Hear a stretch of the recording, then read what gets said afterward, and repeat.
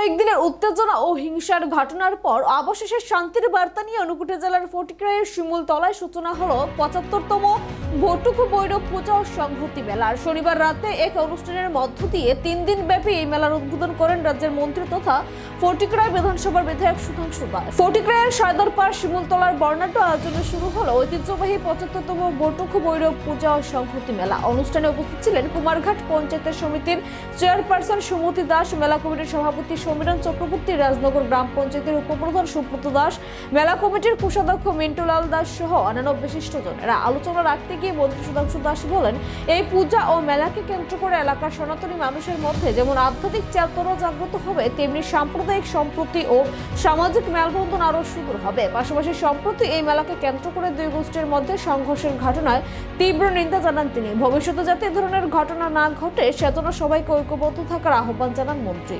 আমি বিশ্বাস করি আগামী 3 দিন ব্যাপী এখানে যে মেলা হবে এবং যে পূজার্চনা হবে, নিঃসন্দেহে হিন্দু সনাতন ধর্মাবলম্বী মানুষ যারা আছে তাদের মধ্যে আধ্যাত্মিক চেতনার যেমন জাগরণ হবে, ঠিক তেমনি মেলাকে কেন্দ্র করে অত্র এলাকার প্রতিটা মানুষের মধ্যে একটা আলাদা মেল বন্ধন এখানে তৈরি হবে, এটাও আমি বিশ্বাস করি।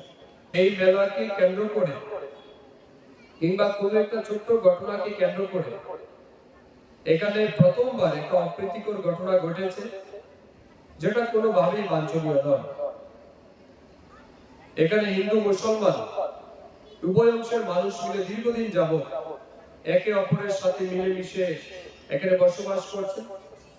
কোথাও কোনো রকমের সমস্যা কোনোদিন আমরা কিন্তু সাক্ষী ছিলাম না বা দেখিনি, কিন্তু সত্যি অনাকাঙ্ক্ষিত একটা ঘটনা এই এলাকায় ঘটেছে। কে দোষী কে গুণী এই বিষয়টা নিশ্চয়ই কোর্ট বিচার করবে।